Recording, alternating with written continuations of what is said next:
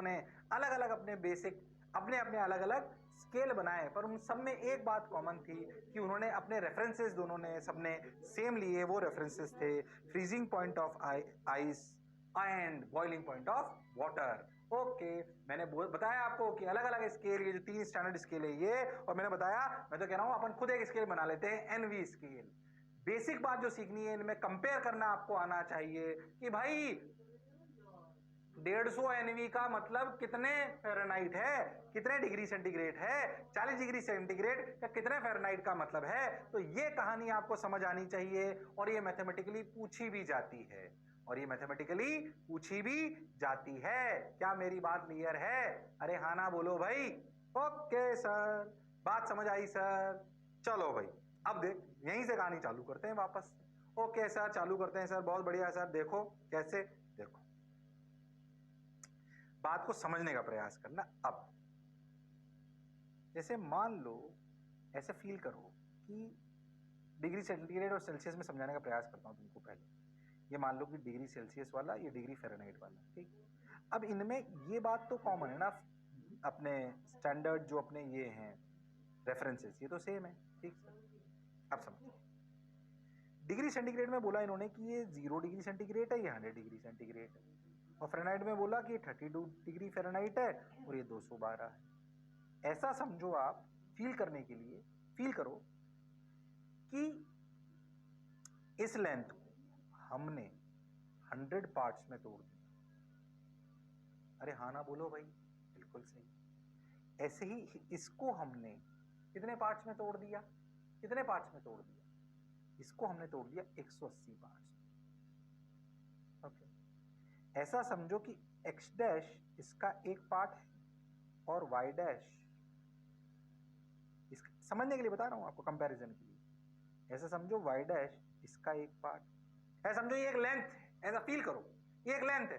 ये लेंथ तो दोनों में सेम है ना, क्योंकि स्टैंडर्ड, अगर टेम्परेचर का एक स्केल हो, एक लेंथ में उसे अज्यूम करें, तो जो अगर स्टैंडर्ड पॉइंट दोनों के सेम है तो दोनों की ये चीज तो सेम है। अरे हाँ,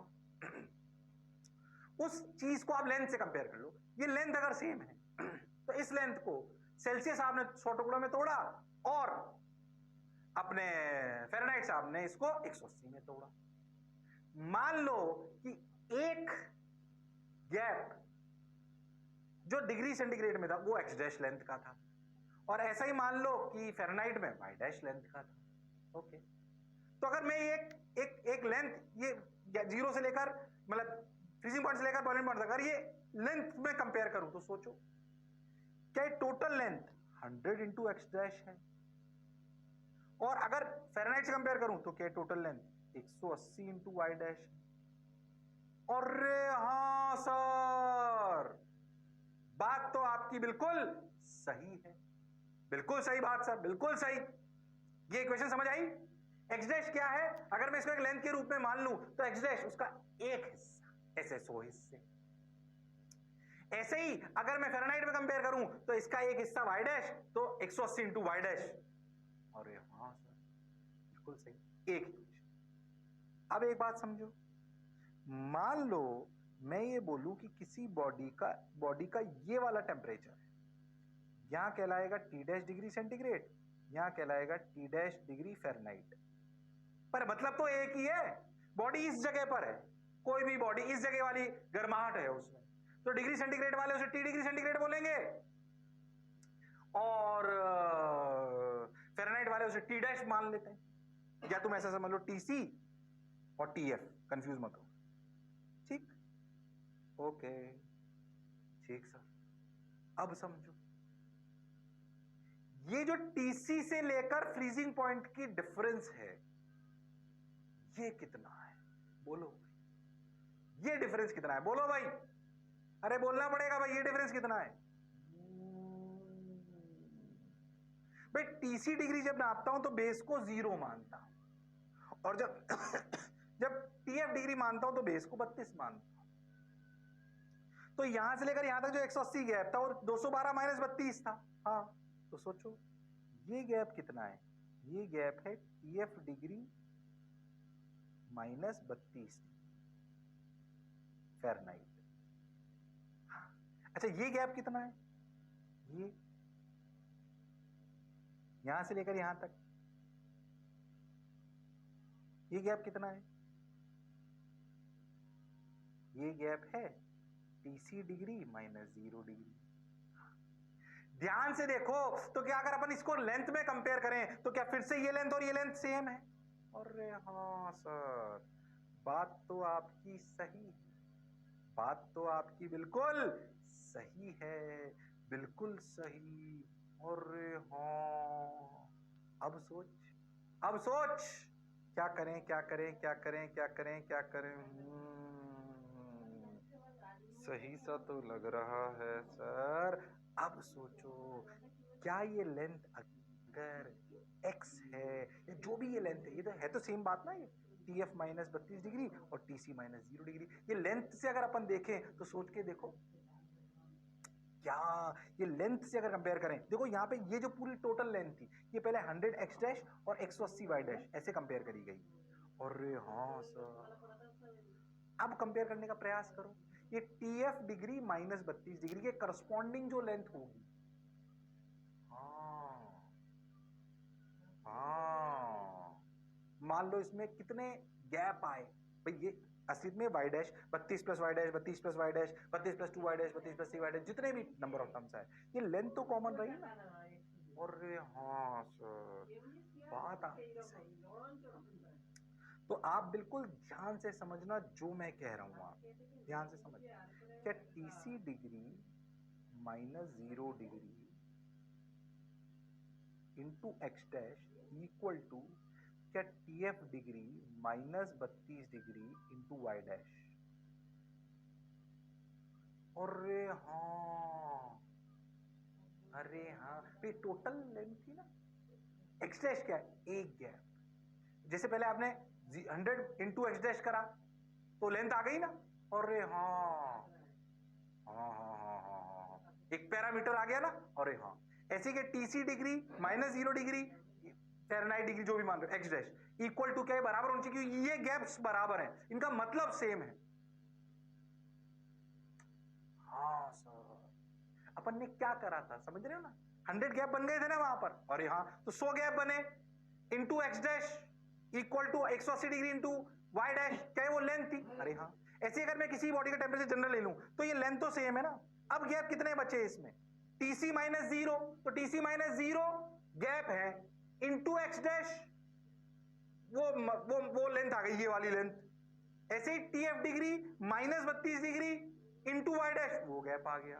अरे हाँ सर, हालांकि फॉर्मूले रटने हैं आपको, तो सोच 2 डिवाइडेड बाई 1 करो, फील करना थोड़ा, TC minus 0 upon 100 equal to TF minus 32 upon 180। ओ हो, ये फॉर्मूला आ गया कौन से स्केल को कंपेयर करने का, डिग्री सेंटीग्रेड और डिग्री फ़ारेनहाइट। ओ हो, इसको पता है किसी से भी कंपेयर कर सकते हो आप, कोई भी जनरल स्केल ले लो, NV वाला कोई भी। सोच देख क्या लिखा हुआ है, ये देख ध्यान से, पता है क्या है, इस फॉर्मूले को ऐसे सोच आप, reading on scale minus freezing point, देखिए 0 ये 32, रीडिंग ऑन स्केल माइनस 0 यानी कि freezing point upon boiling point minus freezing point, उस स्केल का, किसी भी स्केल की ये चीज कांस्टेंट है, ये term temperature on that scale minus freezing point reading on that scale upon boiling point on that scale minus freezing point on that scale, ये चीज कांस्टेंट है देखो। अरे हाँ सर, तो ये कहानी अपने को समझ आनी चाहिए, ये कहानी अपने को समझ आनी चाहिए, इसमें कोई शक वाली बात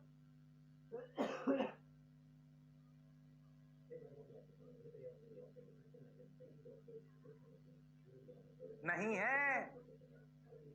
अरे हाँ ना तो बोलो, अरे सोच लो। हाँ सर, अरे हाँ सर, ओके, बात तो सही लगी सर, बहुत बढ़िया सर। अरे तुम देखो, तुम्हें 2 स्केल और दिखे, रेमर स्केल और रैंकिन स्केल ज्यादा नहीं आते, पर ये भी कई साइंटिस्टों के नाम है, यानी तो मैंने बीच में घुसा दिया ऐसे ही। बोलो क्लियर? क्या कंपैरिजन करना आता है? याद क्या रखना है? Temperature on the scale minus freezing वाली value upon boiling minus freezing वाली वैल्यू, ये कांस्टेंट है। अब किसी भी स्केल को कंपेयर कर सकते हो आप किसी भी स्केल को कंपेयर कर सकते हो, उनके स्टैंडर्ड पॉइंट्स पर, रेफरेंसेस पर जो वैल्यू मानी गई है वो याद होनी चाहिए। तो आप किसी भी दो स्केल की रीडिंग को कंपेयर कर सकते हो। प्रूफ तो यानी कि प्रूफ तो मैंने फील के लिए कराया है, बाकी आपको ये याद होना चाहिए। और हाँ सर, ये याद होना चाहिए। क्या मेरी बात क्लियर है? अरे हाँ ना तो बोलो, अरे सोच लो, अरे पक्का। बात तो क्लियर है, ये याद होना चाहिए भैया। चलो भाई ठीक, उतार लिया क्या? अब सवाल कराते हैं फॉर्मूले पे, ये फॉर्मूला याद होना चाहिए। सवाल करोगे अपने आप समझ आ जाएगा तुमको भी, 2-3 सवाल करेंगे, क्लैरिटी आ जाएगी, घबराओ मत। टेम्परेचर स्केल समझ में आना चाहिए कैसे उसको बोला गया है।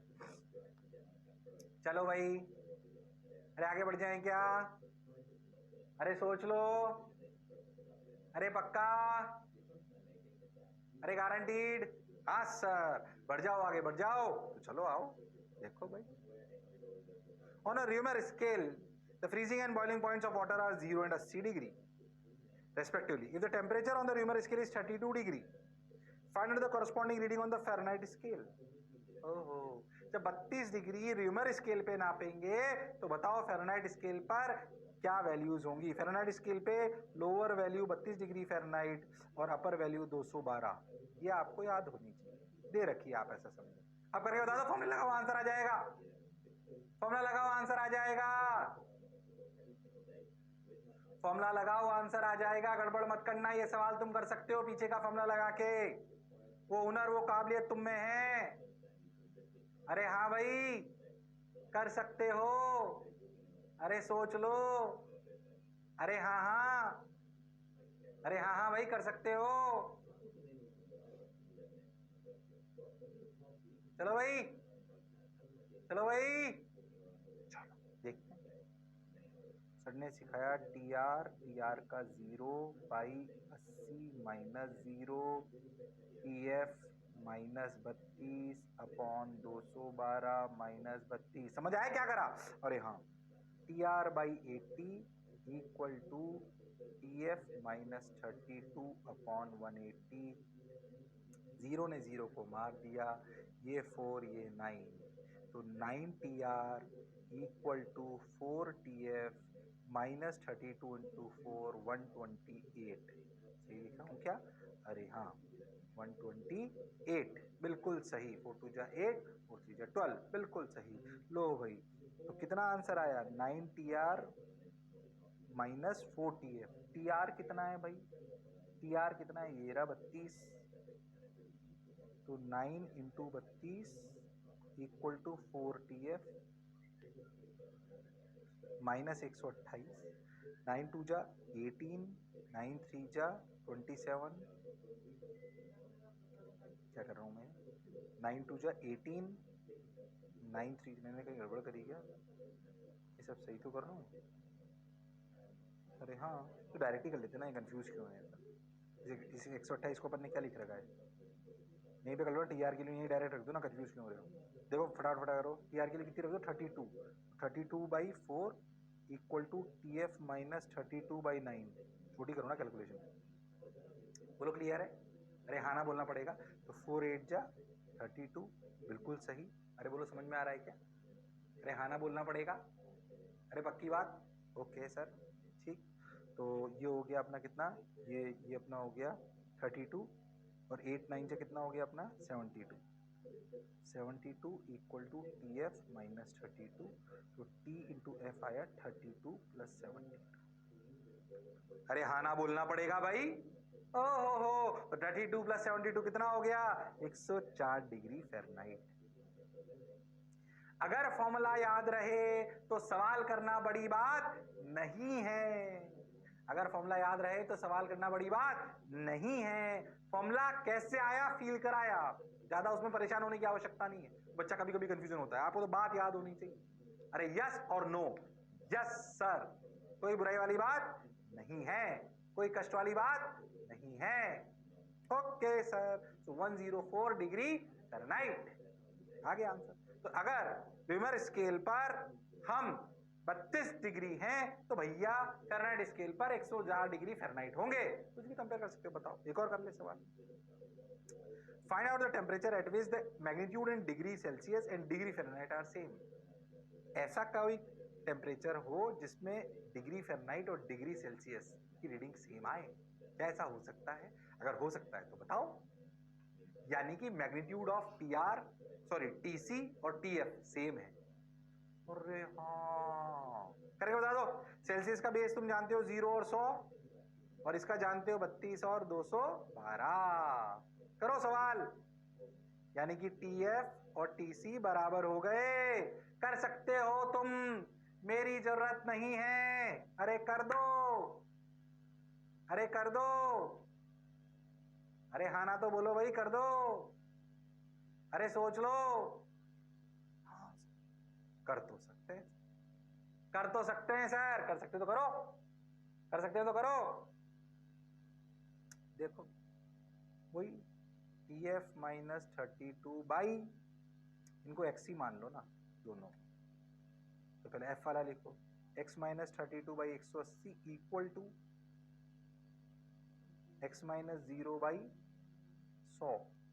इसने इसको मार दिया, ये 5 ये 9।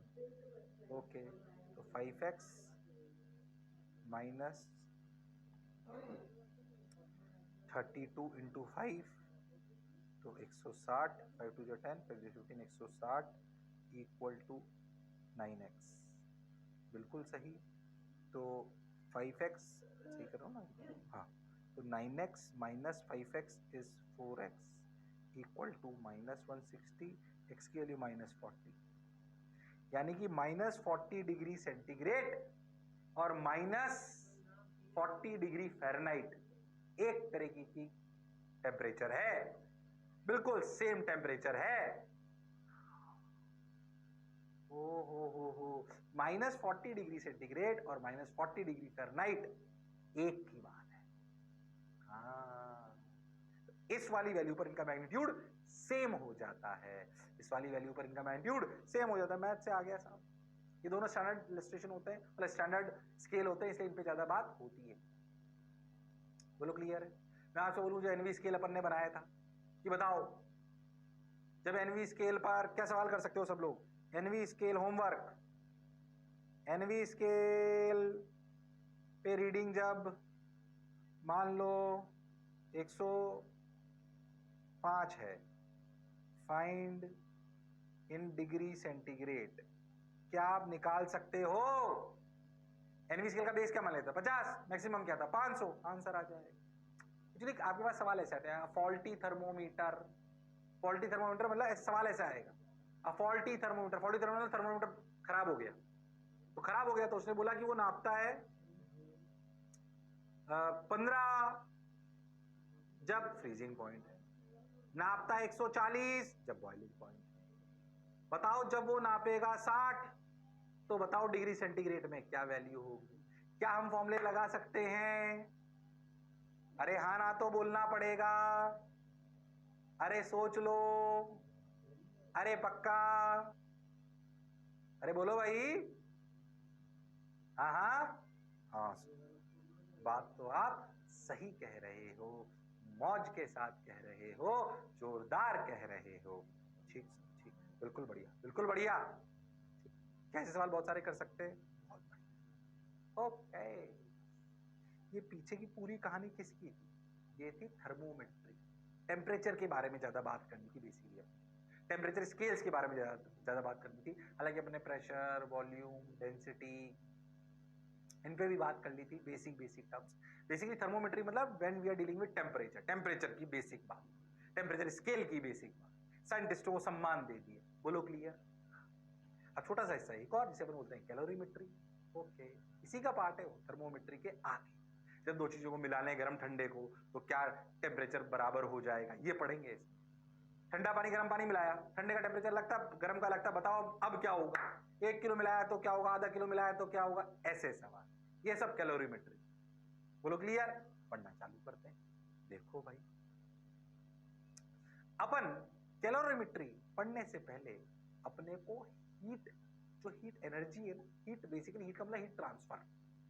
अच्छा, मैंने याद करो थोड़ा डिफरेंस समझाया था आपको टेम्परेचर और हीट ट्रांसफर में। हाँ, अब समझो, heat is the form of energy that is transferred between systems और ऑब्जेक्ट्स व्हेन डिफरेंट टेम्परेचर्स। हाँ, ये बात तो हम पहले भी कर चुके हैं। जब दो बॉडी के बीच डिफरेंस टेम्परेचर होगा, इसको लिखने की दोबारा जरूरत नहीं, जानते हो तुम, हीट ट्रांसफर में तुम्हें बता चुका हूँ। हीट क्या है? जब दो बॉडीज के टेम्परेचर में डिफरेंस हो तो उनको अगर मिलाया जाए या साथ में लाया जाए तो भाई उनके टेम्परेचर की डिफरेंस की वजह से उनमें एनर्जी का ट्रांसफर होता है। जैसे अगर पानी में अपन नीचे आग लगा दें, गैस बर्नर पे रख दें अपने कोई भी चीज जो भी आप मानते हो बाउल को, उसमें पानी भरकर, तो क्या ये आग का टेम्परेचर ज्यादा है? अरे हाँ, टी ऑफ आग ज्यादा, बिल्कुल टी। तो क्या ये ज्यादा है? ये T2, ये T1, T2 is greater than T1। The heat will flow from higher temperature to lower temperature। आपके कंटेनर से होती हुई क्या हीट ऊपर जाएगी?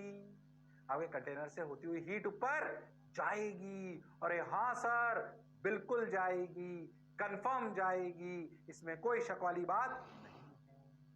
अच्छा ठीक भाई, जो हीट ट्रांसफर होती ना, है ये भी एनर्जी, पर इसकी यूनिट है कैलोरी। कैलोरी? कौन सी कैलोरी? कैलोरी, जूल नहीं। क्या मैं इसको जूल से कंपेयर करके बताऊंगा? हाँ, पर हीट ट्रांसफर की स्टैंडर्ड यूनिट, स्टैंडर्ड जैसे ऐसा ही स्टैंडर्ड यूनिट होती है ना, वैसे ही हीट ट्रांसफर की स्टैंडर्ड यूनिट होती है कैलोरी। इसको डिफाइन करेंगे। पहले समझो हीट ट्रांसफर क्या है।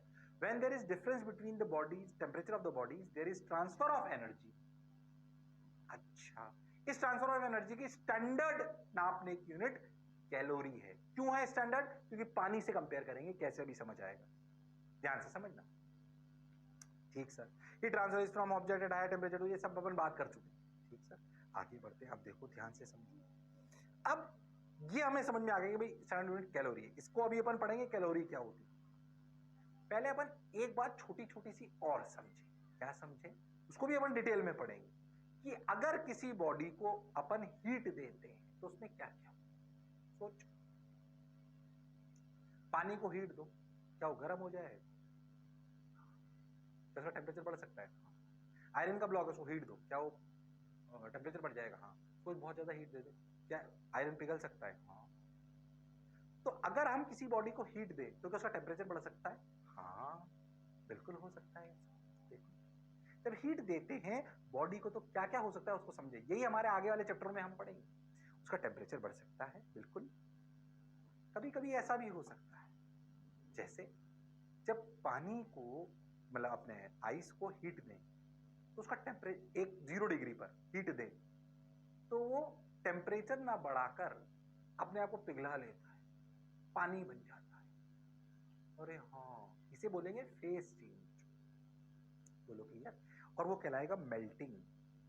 अरे हाँ सर, मेल्टिंग का बेसिक मतलब सॉलिड टू लिक्विड। ये भी बाद में पढ़ेंगे फेज चेंज। क्या क्या हो सकता है समझने का प्रयास करो, सब पढ़ेंगे अभी अपन आगे फेज चेंज। ओके, ऐसे ही क्या हीट देने से वेपराइजेशन मतलब लिक्विड टू गैस। जैसे पानी को अगर बॉईल करें, पानी को अगर बॉईल करें तो क्या वो लिक्विड से गैस में चला जाता है? अरे हाँ सर, बिल्कुल चला जाता है, वो कहलाएगा वेपराइजेशन। कभी कभी सब्लिमेशन भी होता है, ये तुम्हारे बहुत ज्यादा नहीं आता। कभी कभी ऐसा भी होता है डायरेक्ट सॉलिड टू गैस, बीच में लिक्विड आता ही नहीं।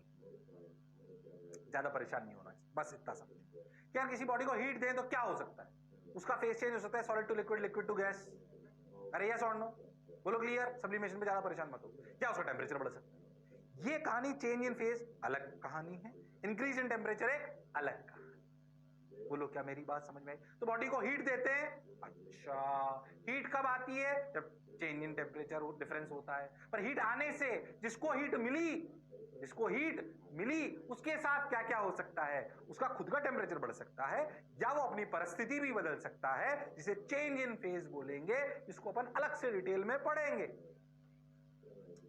ओके सर, ये बात समझ आई सर? अच्छा भी लगा सर?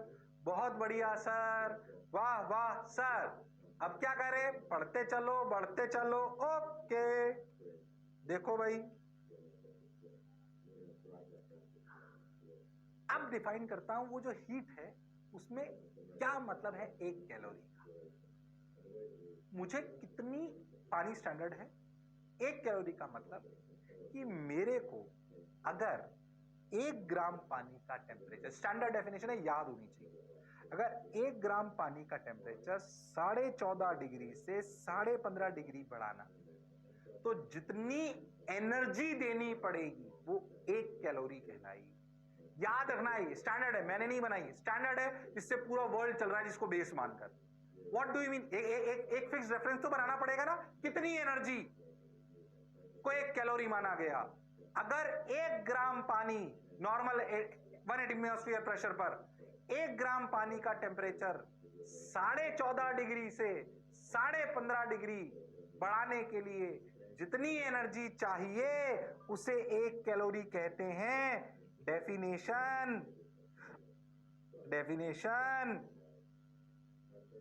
याद होनी चाहिए, डेफिनेशन याद होनी चाहिए, परेशान होने की जरूरत नहीं है। ओके सर, डेफिनेशन याद होनी चाहिए। चलो भाई, ठीक भाई, अब चलो। ओके ओके ओके ओके, ठीक है। याद रखना है भाई, ये बिल्कुल क्या याद रखना है कि the amount of heat required to increase the temperature of 1 gram of water from 14.5 degree to 15.5 degree at atmospheric pressure is 1 calorie. Standard बात है, आपको याद होनी चाहिए। अरे क्या वो कहा गया, ये रहा। अच्छा, अब इस कैलोरी का 4.18 जूल कैसे, ये जूल से कंपैरिजन करा, कंपैरिजन ये कैसे आया मैं तुम्हें समझा। एक्चुअली क्या है, कैसे आया ये भी बताता हूं। इसे बोलते हैं मैकेनिकल इक्विवेलेंट। अभी यार उसको समझेंगे अपन, मैकेनिकल इक्विवेलेंट ऑफ हीट। पहले बताओ जैसे एक तो हमने आग लगाई, बिल्कुल लगाई, सोच के देखो तो टेम्परेचर बढ़ाने के 2 तरीके, ध्यान समझना। देखिए मैं तो बताता हूं, अगर तू किसी चीज को जैसे तो भी गर्म हो जाएगा। देख, हाथ भी गर्म हो गया, जबकि पहले दोनों सेम टेम्परेचर पे थे, क्योंकि हमने मैकेनिकल वर्क करा। ये मैकेनिकल वर्क है, क्या ये भी हीट में कन्वर्ट हो सकता है? हाँ। एक ब्लॉक को ऊपर से नीचे गिरा है, क्या वो गर्म हो सकता है? हाँ, क्योंकि मैकेनिकल वर्क करा। ओके, अब मैकेनिकल इक्विवेलेंट ऑफ हीट क्या है? तो एक स्टैंडर्ड डेफिनेशन तो आ गई कैलोरी से। किससे? कैलोरी से, कि भैया 14.5 डिग्री से 15.5 डिग्री जब बढ़ता है टेम्परेचर तो जितनी एनर्जी चाहिए उसे 1 कैलोरी बोलते हैं। अच्छा, अब हमारी जो स्टैंडर्ड यूनिट्स है एसआई की एनर्जी की, और हम हीट को उसी से कंपेयर कर रहे हैं, तो जूल में है। हाँ सर, ये बात भी सही है। अच्छा, अब हम क्या करें, ऐसा समझो कि एक अपने कंटेनर ले लें। ये तो नीचे आया, क्या एक टेम्परेचर बढ़ सकता है? बिल्कुल बढ़ सकता है। गर्म हो गया, देखो लाल होता हुआ दिखाया। Heat is directly proportional to work. अच्छा, J W equal to J H, J is called, अभी आ जाएगा, उसके लिए परेशान मत। ठीक, अब देख, जो अपनी आने वाला उसको समझने का प्रयास करो। देख, वो मैं समझाता हूँ तेरे को। यहाँ देख, मान लो, क्या समझो कि तुम एक कंटेनर लो ऐसे, और उसमें 1 ग्राम पानी भर लो, समझना, और ऊपर है ना एक वो लगा लो, ऐसा समझो कुछ भी, एक वो जिसमें ऐसे वो है घुमाने वाला, नहीं होता ऐसे। अब सोचो उसको जोर जोर से मैकेनिकली, क्या पानी को टंबल करो। क्या तुम अपने हाथ की एनर्जी इस, जिसको भी आप जो भी बिलोना, जो भी आप बोलना चाहो, उसकी मदद से क्या वो एनर्जी आप पानी को दे रहे हो? क्या पानी गर्म हो सकता है? अरे हाँ सर, तो मैं तो मैकेनिकल कार्य कर रहा हूं ना। अरे हाँ सर, सोच, क्या मैं इस पानी को जोर जोर से हिलाऊं? हाँ सर, हिला सकते हैं, और जोर जोर से हिलाऊं, यानी कि मैं मैकेनिकल कार्य कर रहा हूं। अब पानी मान लो 14.5 डिग्री पे था, और उसका टेम्परेचर बढ़ गया 15.5 डिग्री, तो जो मैंने कार्य करा ना मैकेनिकल, क्या उसने भी वही कार्य करा जो हीट कर रही थी 1 डिग्री बढ़ाने के लिए? अरे, तो यानी कि ये मैकेनिकल कार्य और वो 1 कैलोरी की डेफिनेशन सेम बात है। अरे हाँ, सोचो मैकेनिकल कार्य कर कर आप अगर 1 ग्राम पानी का टेम्परेचर, 1 ग्राम पानी का टेम्परेचर सोच के देखो 14.5 डिग्री से 15.5 डिग्री कर दो, ओ हो, तो जो कार्य आपको करना पड़ा वो क्या 1 कैलोरी के बराबर होना चाहिए? और हाँ सर, वो कार्य आया 4.18। ओ हो, तो ध्यान से देखो, ओ हो, ध्यान से देखो पीछे क्या लिखा, 1 कैलोरी इक्वल टू 4.18 जूल। अरे हाँ सर, हाँ, J is called mechanical equivalent of heat. J gives how many joules of mechanical work is needed. समझ में आया? How many joules of work, mechanical work is needed to raise the temperature of 1 gram of water by 1 degree centigrade. Heat and work are equivalent. मतलब गर्माहट आप heat transfer करा के भी करा सकते हो टेम्परेचर डिफरेंस से, और मैकेनिकल कार्य करके भी कर सकते हो, तो उनमें एक रोल बीच का होना चाहिए कि नहीं होना चाहिए? अरे हाँ, तो वैसे तो सिर्फ 1 कैलोरी इक्वल टू 4.18 जूल, ये आपको फॉर्मूले से सारे काम बन जाएंगे, पर इनका मतलब समझ में आना चाहिए कि पानी का टेम्परेचर 1 डिग्री बढ़ाने के तरीके 2 हैं, या तो हम टेम्परेचर डिफरेंस से कर दें या हम मैकेनिकल कार्य करके कर दें। अच्छा, मैकेनिकल कार्य करेंगे तब जूल एनर्जी को यूज करेंगे, और जब हम बात करेंगे किसकी, जब हम बात करेंगे कैलोरी की, तो भैया वो हीट ट्रांसफर होगा टेम्परेचर डिफरेंस। हाँ, तो उनको कंपेयर करा गया। Heat produce in a system is directly proportional to the mechanical work done on it. If mechanical work W produces the same temperature change as heat H, तो H को लिखेंगे किसमें, जो अपन पहले पढ़ रहे थे, और W अपना जो क्या है, मैकेनिकल वर्क डन। तो जो J कहलाएगा वो क्या कहलाएगा, वो कहलाएगा मैकेनिकल इक्विवेलेंट। क्या कहलाएगा, मैकेनिकल इक्विवेलेंट। ओ हो, बात समझ आई? अरे सोच लो, अरे पक्का, बात तो आपकी सही, बोलो क्लियर है? अरे पक्का, हाँ सर बिल्कुल क्लियर। नहीं आया अरे आया कि नहीं आया? तो 1 डिग्री अगर टेम्परेचर पानी का बढ़ाना है 14.5 15.5 डिग्री, तो हीट ट्रांसफर में जो एनर्जी ट्रांसफर होगी उसे 1 कैलोरी बोलेंगे, और यही कार्य अगर हम करें उसको हिला डुलाकर, तो वो होगा 4.18। क्या होगा, 4.18। ओके सर, बात समझ आई सर, कि W इक्वल टू JH का रोल समझ में आया, और बेसिकली आपको ये रिलेशन याद होना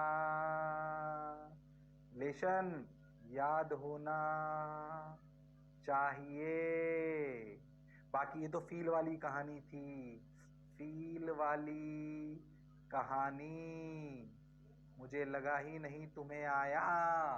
अरे हाँ ना तो बोलो, अरे सोच लो, हाँ बोलो क्लियर, अरे पक्का, अरे गारंटीड, ओके सर, बिल्कुल क्लियर है सर, पक्का, यस सर। हाँ, तो ये अपने को क्लियर हो गया, कि भाई मैकेनिकल इक्विवेलेंट ऑफ हीट क्या होता है।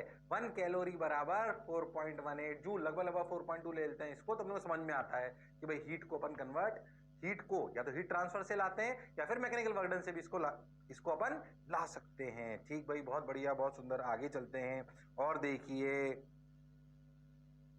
क्या भाई, देखो एक और चीज होती है जिसे अपन बोलते हैं स्पेसिफिक हीट।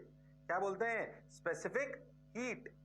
क्या मतलब है इसका, समझो, मान लो कोई भी चीज है, कोई भी चीज हो सकती है, पानी, ऑयल, आयरन, कॉपर, कुछ भी, अगर उस चीज का 1 ग्राम का, कितने का, 1 ग्राम का टेम्परेचर, मान लीजिए कोई एक चीज ए है, चीज या कोई भी, कुछ भी हो सकता है, लिक्विड सॉलिड कुछ भी, अगर मान लीजिए कि 2 चीजें ए और बी, इनका 1-1 ग्राम है,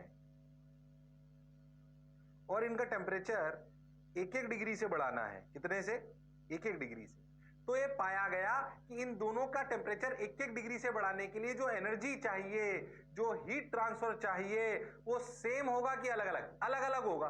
हर मेटेरियल की प्रॉपर्टी अलग अलग है, किसी को ज्यादा चाहिए, किसी को कम चाहिए। अरे हाँ ना बोलना पड़ेगा भाई। कोई कम हीट में ही अपना 1 ग्राम का 1 डिग्री बढ़ा लेता है, कोई ज्यादा हीट लेकर अपने 1 ग्राम का 1 डिग्री बढ़ाता है। ये मटेरियल की प्रॉपर्टी है। ऐसी चीज को कहते हैं स्पेसिफिक हीट। क्या कहते हैं? टर्मिनोलॉजी याद होनी चाहिए। क्या बोलते हैं? Specific heat. Okay, the amount of heat required bye a unit mass of substance. Unit mass मतलब 1 ग्राम, 1 किलो, 1 यूनिट मास, अपन ग्राम से समझने का प्रयास कर रहे हैं। Of substance to raise its temperature by 1 degree centigrade. कोई एक फिक्स यूनिट, 1 ग्राम, 1 किलोग्राम, जो भी जनरली 1 ग्राम से अपन समझते हैं, का टेम्परेचर अगर 1 डिग्री से बढ़ाना हो तो कितनी हीट चाहिए? तो कितनी हीट चाहिए उसे कहते हैं specific heat of that material या लिक्विड या गैस पे भी अपन ऐसे ही बात करेंगे। गैस में और प्रोसेसेस वगैरह भी आ जाएंगे, आप आगे पढ़ोगे। चलो भाई, ये बात हम समझ गए। जैसे अगर अपन बात करें तो पानी की स्पेसिफिक हीट होती है 1 कैलोरी पर ग्राम पर डिग्री सेंटीग्रेड। और हाँ, ये तो हम जानते हैं। क्या हमने डेफिनेशन ऑफ 1 कैलोरी ऐसे लाया था? याद कर, 14.5 से 15.5 डिग्री। 14.5 डिग्री से 15.5 डिग्री का 1 डिग्री का डिफरेंस है। उसमें अगर 1 ग्राम पानी का टेम्परेचर बढ़ाने के लिए जो एनर्जी चाहिए उसे 1 कैलोरी कहते हैं। 14.5 से 15.5 इसलिए लिया कि और किसी टेम्परेचर पे थोड़ा, अगर जैसे मान लो 2 डिग्री से 3 डिग्री बढ़ाए, 3 डिग्री से 4 डिग्री बढ़ाए, तो थोड़ा सा 1 कैलोरी में मुश्किल से 0.1%, 0.2% का वेरिएशन आता है। पर एग्जैक्ट जो डेफिनेशन है वो है 14.5 डिग्री से 15.5 डिग्री।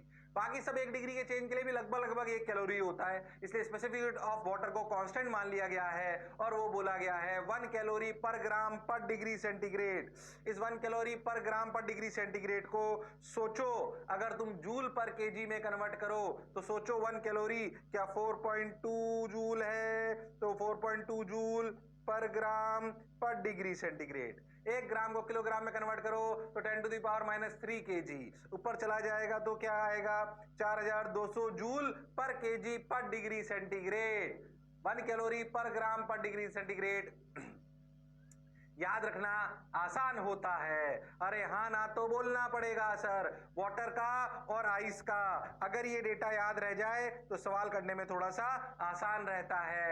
आइस की स्पेसिफिक हीट जो कि पानी से ही बना है, पर जब वो आइस की फॉर्मेट में चली जाती है तो सोचो उसकी स्पेसिफिक हीट आधी हो जाती है सिर्फ और सिर्फ 1/2 कैलोरी पर ग्राम पर डिग्री सेंटीग्रेड या 2100 जूल पर केजी पर डिग्री सेंटीग्रेड। पहले स्पेसिफिक हीट क्या सिर्फ वाटर के लिए होती है? नहीं, वाटर स्टैंडर्ड है इसलिए उसको हटा रहा हूं। किसी भी चीज के लिए हो सकती है। What do you mean by specific heat? Energy required to raise the temperature of 1 unit mass by 1 degree is known as specific heat of the material denoted by S.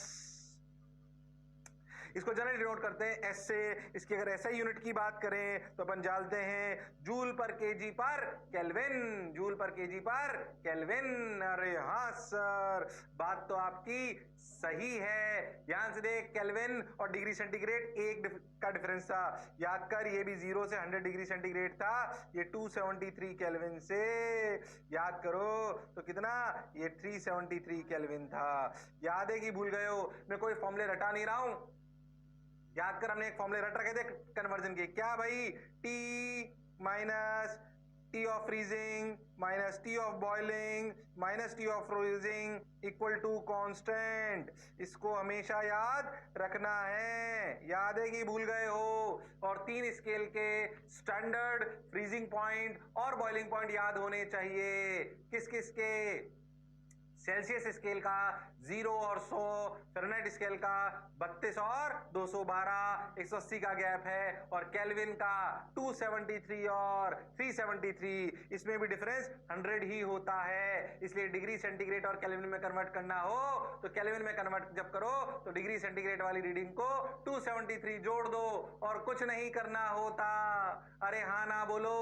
क्या ऐसा बोल सकते हैं temperature in kelvin equal to temperature in degree centigrade plus 273? अरे हाँ ना तो बोलना पड़ेगा। कोई शक वाली बात नहीं है। स्पेसिफिक हीट की बात कर रहे थे, इसलिए यहां 1 डिग्री सेंटीग्रेड की बजाय 1 डिग्री केल्विन कर दिया। डिग्री सेंटीग्रेड है डेफिनेशन में स्पेसिफिक हीट में, डिग्री फ़ारेनहाइट नहीं है। और डिग्री सेंटीग्रेड को केल्विन क्यों लिख पाया? क्योंकि 1 डिग्री का डिफरेंस या 1 केल्विन का डिफरेंस एक ही बात है। By scale definition. और हाँ ना तो बोलना पड़ेगा, इसलिए ऐसा यूनिट बोली गई, जूल पर केजी पर केल्विन। बार बार कह रहा हूं, हीट और मॉडर्न दो ऐसे चैप्टर हैं जहां पे कैलकुलेशन और यूनिट कन्वर्जन में बच्चा गलती कर देता है, क्योंकि उसे बहुत सारी डेफिनेशंस याद रखनी होती हैं और कन्वर्जन आपको ध्यान में रखना है, यूनिट का स्पेशली ध्यान रखना, नहीं तो आते हुए भी सवाल गलत कर दोगे। इन चैप्टरों के सवाल कोई बहुत टफ नहीं होते, फॉर्मूले ज्यादा होते हैं, छोटे छोटे कॉन्सेप्ट बहुत सारे होते हैं और यूनिट कन्वर्जन आपको बेसिक आने चाहिए, इसलिए शर्माने की आवश्यकता नहीं है। अरे हाँ ना तो बोलो। हाँ सर, बात तो आपकी बिल्कुल सही है। ठीक भाई, ये बात समझ में आ गई। तो amount of heat required by unit mass of substance to raise और वाटर की और आइस की हमें याद भी हो गई, ये हमें क्लियर है। बोलो क्लियर?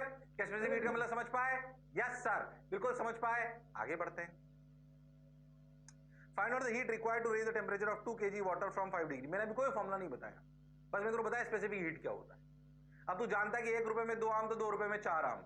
अरे यस और नो? यस। मैं तेरे को बोलूंगी 2 किलो पानी है, कितना? 2 किलो।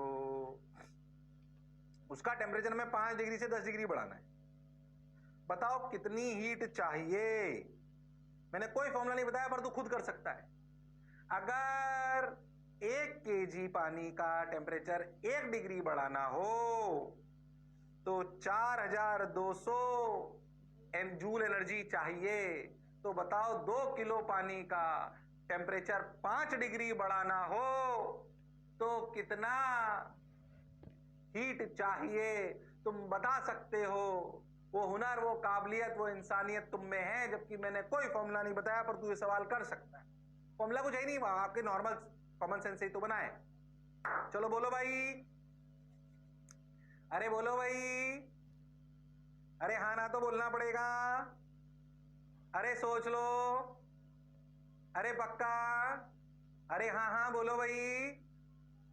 ओके सर, तो find out the heat required to raise the temperature of 2 kg water from 5 degree to 10 degree centigrade. ठीक है सर, ठीक है सर। देखो भाई सर, 4200 जूल, कॉमन सेंस से चलते हैं, पर केजी पर डिग्री सेंटीग्रेड, मतलब 2 kg का 1 डिग्री से बढ़ाने के लिए कितना चाहिए? 4200 इंटू 2, अरे हाँ, यानी कि 8400 जूल फॉर पर डिग्री सेंटीग्रेड फॉर 2 kg। अच्छा, 2 किलो का अगर 1 डिग्री से बढ़ाऊं तो 8400 चाहिए, 1 किलो के लिए 4200 चाहिए ना? अरे हाँ सर, तो 1 डिग्री से अगर 2 किलो का बढ़ाना हो तो क्या 8400 चाहिए? अरे हाँ, पर हमें 1 डिग्री थोड़ी बढ़ाना है, हमें तो डेल्टा टी क्या 5 डिग्री बढ़ाना है। ओहो हो, अब सोचो 2 किलो का 1 डिग्री से बढ़ाने के लिए 8400, तो 5 डिग्री से बढ़ाने के लिए फॉर 5 डिग्री राइज, क्या 8400 शुड बी मल्टीप्लाइड बाय 5? अरे हाँ ना तो बोलना पड़ेगा, बिल्कुल सही सर। 8 5 जा 5 4 जा 20, हाँ 5 4 जा 20, 8 5 जा 40, तो 4 2 42,000। और हाँ sir, 42,000 joule is the energy required. तू ध्यान से देख, तो तूने हीट को क्या लिखा, ध्यान से समझ। तूने पता क्या लिखा? देख m, ये देख 2 किलो। एक तूने फॉर्मूला ये लाने के लिए क्या करा, देख 2 इंटू स्पेसिफिक हीट इंटू 5। ध्यान सोचिए, 2 क्या है? Mass into specific heat into delta T. अरे हाँ सर, तो अगर हीट निकालनी हो तो क्या ms डेल्टा टी लिख सकते हैं? कितनी हीट चाहिए? m kg को या m मास के बॉडी को डेल्टा टी टेम्परेचर बढ़ाने के लिए अगर उसकी स्पेसिफिक हीट पता हो, फॉर्मूला आया ms डेल्टा टी। कितना आया? ms delta T. पहले तो जो मैं बोला क्या चमका, पहले आंसर देख लो, आंसर आ गया क्या? अरे हाँ 42,000 जूल। जो हमने पढ़ा, जो समझा, बिल्कुल सही है। फॉर्मूले को समझने का प्रयास करो। हीट कितनी आई? ms delta T. लॉजिकल है वो। और हाँ सर, जितना टेम्परेचर बढ़ाना है, कितना मास है इनटू स्पेसिफिक हीट। ओ हो, तो जूल की यूनिट आ जाएगी, मतलब एनर्जी की यूनिट आ जाएगी। अब वो कैलोरी में पूछे तो कैलोरी में, जूल में पूछे तो जूल में। आपके ऑप्शन में देखो भाई किसमें पूछ रहा है, जिसमें पूछ रहा हो उसी में अपनी बात करनी चाहिए, इसमें कोई शक वाली बात नहीं है। ओके सर, चलो भाई, चलो भाई, पक्का? Yes sir, got your point sir, बात समझ आई सर? 42,000 जूल, ठीक है भाई, ठीक है भाई। The amount of required by unit mass of substance to raise its temperature by 1 degree. अपन जानते हैं, ध्यान से समझो, ये तो अपनी स्पेसिफिक हीट है। क्या है? Specific heat. ये तो अपन जानते हैं। टोटल m मास की कितनी चाहिए? देखो ध्यान से, अगर m मास का टेम्परेचर बढ़ाना है, Q बराबर ms डेल्टा T। ये फॉर्मूला रात को 2 बजे भी याद होना चाहिए। इससे मतलब है हमें ऐसी स्पेसिफिक हीट। ठीक है, बहुत बढ़िया। ये Q equal to integration ms D T. When, ये कब? When specific heat is a function of temperature। ऐसा कम होता है, पर अगर कभी हो जाए तो ऐसा ही करेंगे।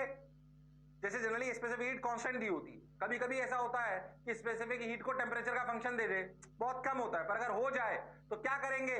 इंटीग्रेट। तब लिखेंगे ms dt, ms dt का इंटीग्रेशन। बाकी आपके लिए काम तो यही आएगा, Q बराबर ms delta T.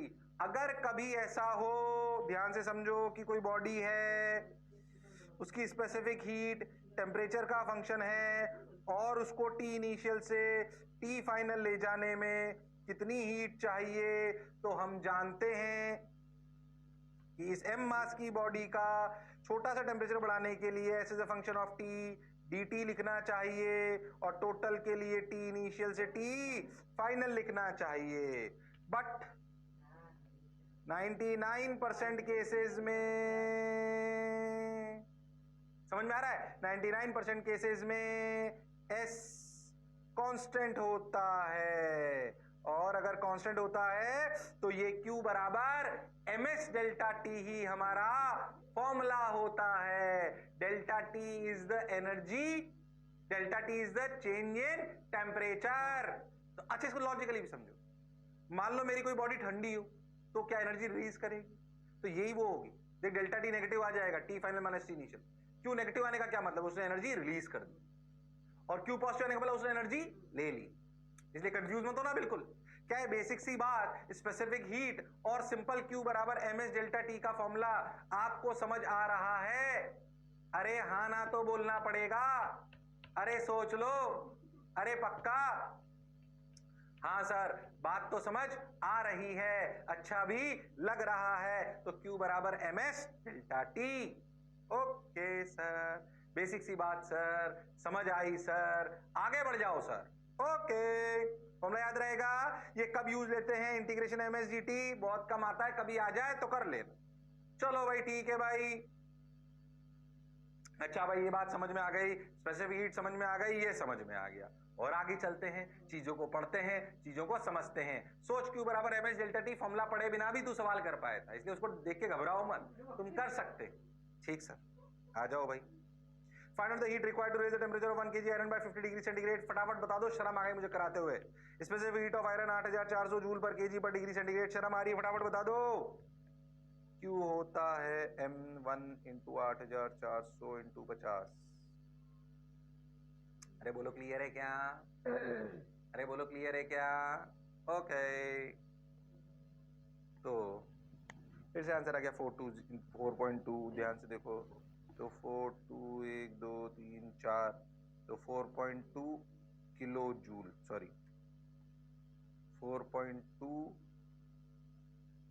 Into 10⁵ joule. कभी कभी इसको किलो जूल में भी लिख देते हैं, तो इसे लिख सकते हैं 420 किलो जूल। किलो जूल भी कई बार यूनिट चलती है इसमें जनरली। क्या ये सवाल कर पाए तुम लोग? क्या ऐसा सवाल आएगा कर लोगे? मैं तो कह रहा हूं कोई टफ पूछ ले यार, मैं तो कह रहा हूं कोई मटेरियल ऐसे समझना, ऐसे पूछ ले कोई आपसे। ठीक, कैसे मैं बताता हूं आपको। मान लो कि मैं आपसे बोलूं, ऐसे ही होमवर्क है, मैं आपसे बोलूं कि 1 kg की बॉडी है, इसकी स्पेसिफिक हीट ऐसी है, कैसी मैं बताता हूं। मान लो ऐसे समझो 2T temperature, 2T plus 3T², कुछ भी ले लिया मैंने, बोलो ऐसे, बोलो clear, okay. Find heat required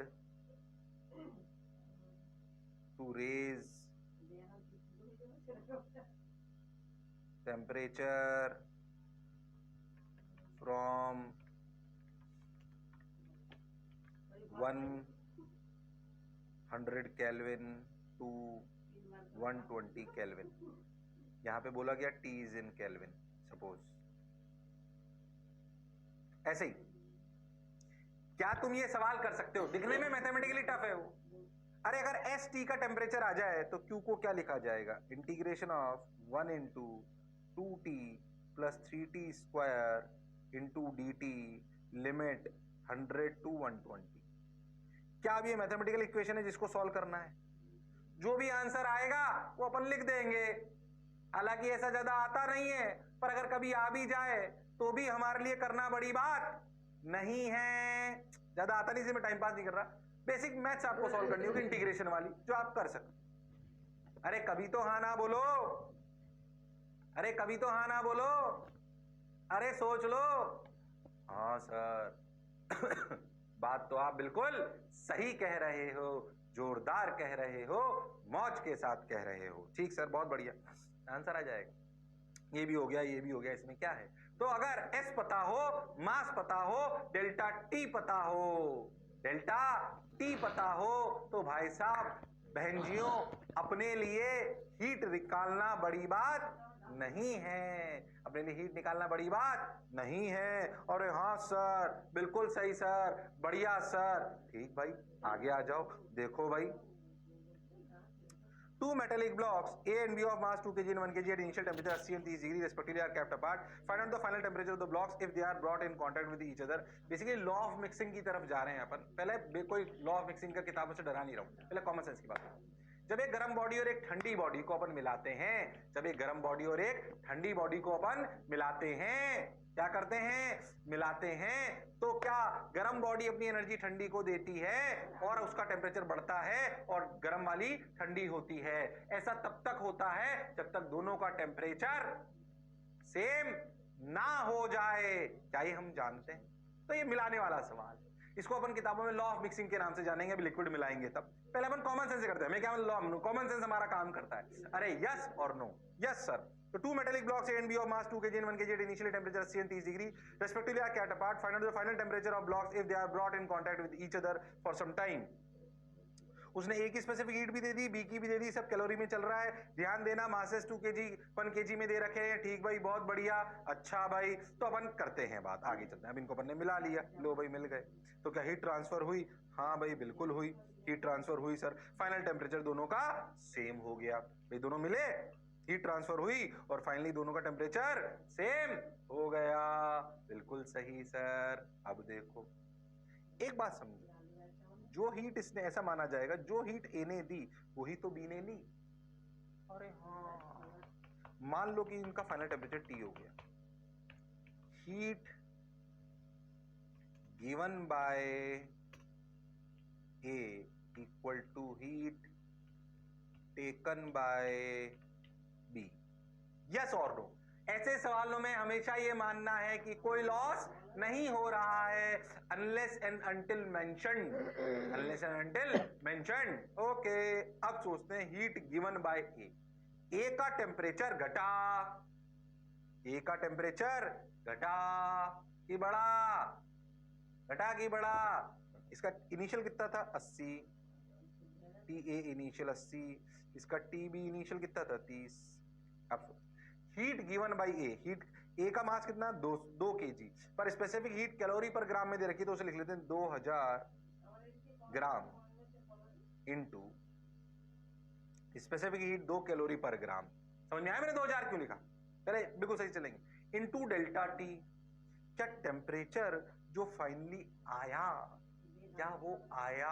ध्यान से समझो, क्या उसने जो हीट दी वो दी 80 से टी हो गया, तो टी बढ़ाए कि 80 बढ़ाए? टी 80 बढ़ाए। ओके, तो जो हीट अगर गिवन पॉजिटिव क्वांटिटी माने तो कैसे लिखना चाहिए? Change in temperature 80 minus T.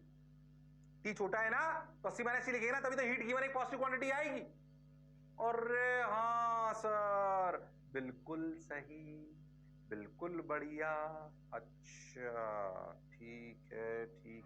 Heat taken by B 1000 gram into 4 calorie into change in temperature कितना हुआ? T minus 30। पॉजिटिव बना के लिखेंगे, बोलो क्यों? Heat given is a positive quantity, heat taken is a positive quantity. अब आप delta T को समझदारी से लिखना। अरे हाँ ना तो बोलना पड़ेगा। बोलो क्या बात समझ आई है या नहीं आई है? सर बिल्कुल आई। टिचिक टिचिक टिचिक टिचिक टिचिक टिचिक, 0 0 को मार दिया, 2 2 ने 4 को मार दिया। अरे हाँ, तो 80 minus T equal to T minus 30, तो 80 plus 30 is 110 equal to 2t। T की वैल्यू आई 55 डिग्री सेंटीग्रेड। और हाँ सर, जो पढ़ा जो समझा बिल्कुल सही है। पहले बताओ जो मैं बोला क्या चमका? अरे हाँ ना तो बोलना पड़ेगा। अरे पक्का? अरे हाँ सर, पक्की बात? अरे गारंटीड? यस, बिल्कुल सही सर, बिल्कुल सही आंसर आ गया। अरे आया कि नहीं आया? अरे सोच लो। अरे गारंटीड? हाँ सर, बात तो आप बिल्कुल सही कह रहे हो, मौज के साथ कह रहे हो। ठीक भाई, ठीक भाई। तो अब blocks if they are brought in contact with each other, सवाल सॉल्व। अब कई बार क्या करते हैं ना, तुम ऐसे सर ये पॉजिटिव नेगेटिव में कंफ्यूजन हो रहा है, तो कभी आप ऐसे भी कर सकते हो कि QA plus QB equal to 0। मतलब इसका क्या मतलब है? टोटल हीट ट्रांजैक्शन अगर कोई लॉस नहीं हो रहा है शुड बी इक्वल टू 0, ये होना चाहिए ना। तो आप QA को क्या लिखते हैं? ऐसे लिख सकते हो M1, मतलब आप क्यू का फॉर्मूला क्या था? MS delta T. Delta T में टी क्या था? T final minus T initial. अपने आप QA में से एक प्लस हो जाएगा और एक माइनस हो जाएगा, अगर आपको कंफ्यूजन से बचना है तो टोटल हीट ट्रांजैक्शन ए और बी के बीच में 0 होना चाहिए ना। हाँ, और आप फॉर्मूला लिख दो MS डेल्टा टी, और डेल्टा टी में स्टिक कर लो T final minus T initial. अपने आप एक का टेम्परेचर कम एक का ज्यादा होगा तो एक पॉजिटिव आ जाएगा और एक नेगेटिव आ जाएगा, और कुल मिला के 0 हो जाएगा, क्योंकि कुल मिला के हीट ट्रांजैक्शन 0 होना चाहिए, लेन देन 0। अरे हाँ ना बोल। तो ऐसे भी कर सकते हो आप, जैसे आप ऐसे समझो तो QA 2000 into specific heat 2 T final T minus 80 plus 1000 into 4 into final temperature T minus 30 should be equal to 0। ध्यान से देखो तो यही इक्वेशन है, एक प्लस आ जाएगा और एक माइनस आ जाएगा। मुझे लगा ही नहीं तुम्हें आया। T equal to 55 degree centigrade. तो आप ऐसे भी सोच सकते हो अगर प्लस माइनस के कंफ्यूजन से बचना है, और अगर आपको लेन देन समझ में आता है, जितना लिया उतना दिया, ऐसे भी करके करना है। जैसे आपको अच्छा लगे वैसे आप कर सकते हो। इसे बाद में आप अभी जो मैंने सिखाया ना, इसे आप अभी आगे देखोगे लॉ ऑफ मिक्सिंग के नाम से। इसके नाम से, लॉ ऑफ मिक्सिंग के नाम से। कंफ्यूज होने की जरूरत नहीं है। चलो भाई आगे चलते हैं। ओहो, लॉ ऑफ मिक्सचर जो मैंने अभी आपको समझाया वही। द हीट लॉस बाय, जो भी समझाया ना सवाल, देख मैं सवाल पहले करा रहा हूं, कॉन्सेप्ट पहले बता रहा हूं, ठीक है? कॉन्सेप्ट पहले, मतलब सवाल पहले करा दिया, कॉन्सेप्ट बाद में बता रहा हूं, पर तेरे लिए कॉमन सेंस है वो।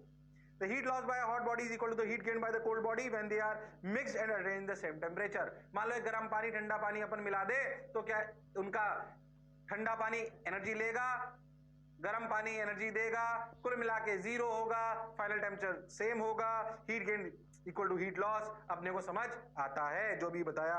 Heat loss equal to water substance equal to heat gain by cooler substance. चाहो तो उतार लो फटाफट, जो भी सिखाया वही है भाई, नोट्स बनाने के लिए फटाफट। किताबों में ऐसे लॉ ऑफ मिक्सचर के नाम पे बोलते हैं, कंफ्यूज होने की जरूरत नहीं है। चलो भाई,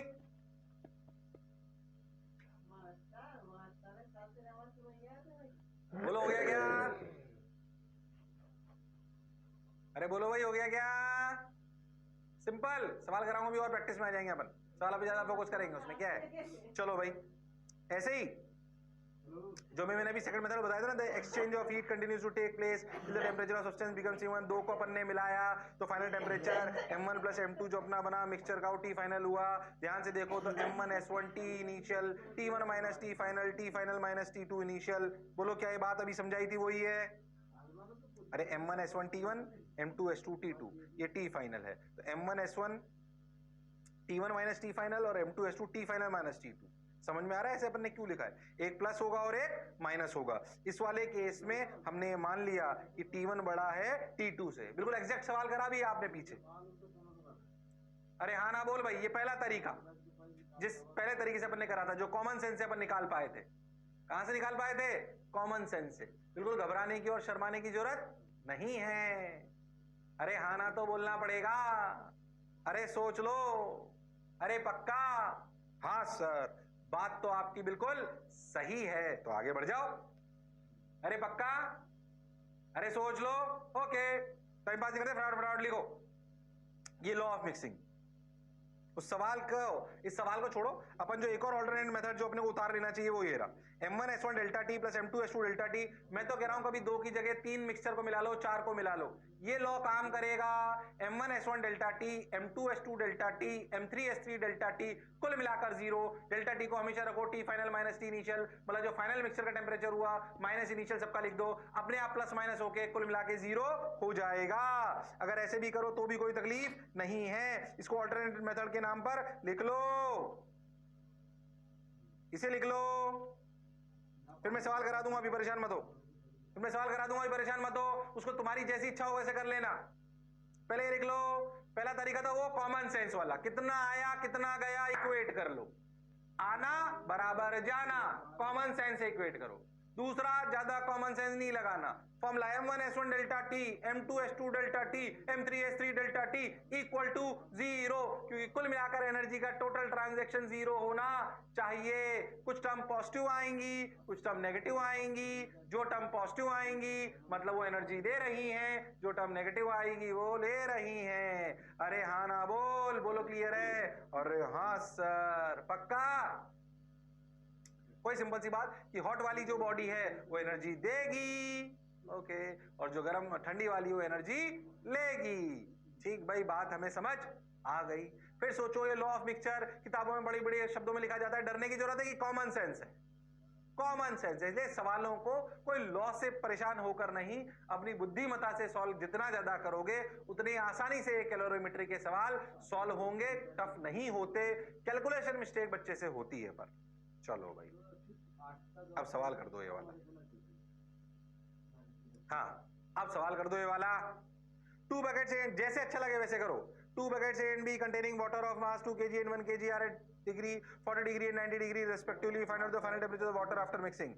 S of water is 1 calorie per gram. आप चाहो तो 4200 kg पर सॉरी 4200 जूल पर केजी पर डिग्री सेंटीग्रेड भी लिख सकते हो।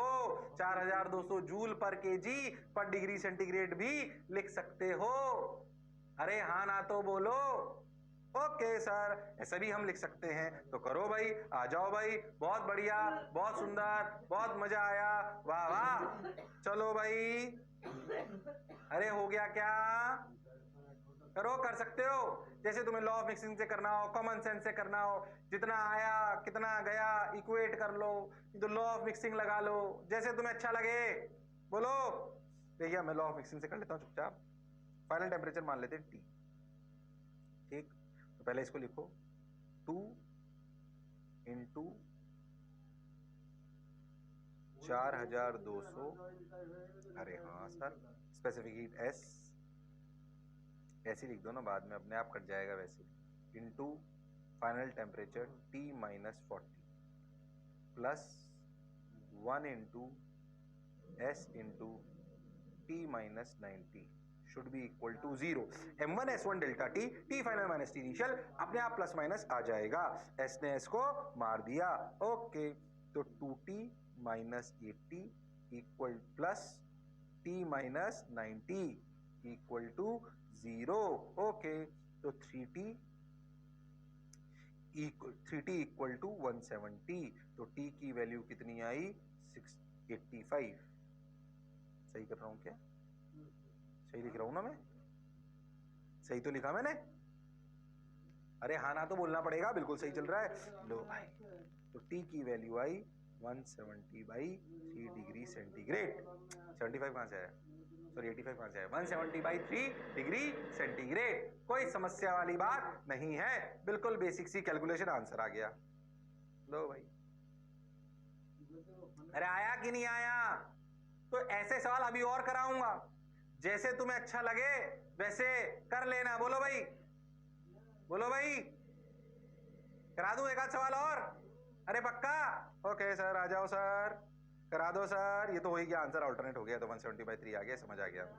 चलो भाई, 3 बकेट 3 मिला ली. अब 3 bucket A, B and C कर सकते हो तुम लोग. Containing water of 2 kg, 4 kg, 3 kg, temperature 5, 8, 10 respectively. Find out the final. ये कर सकते हो. लॉ ऑफ मिक्सिंग से करो, एक लाइन में आंसर आ जाएगा फटाफट.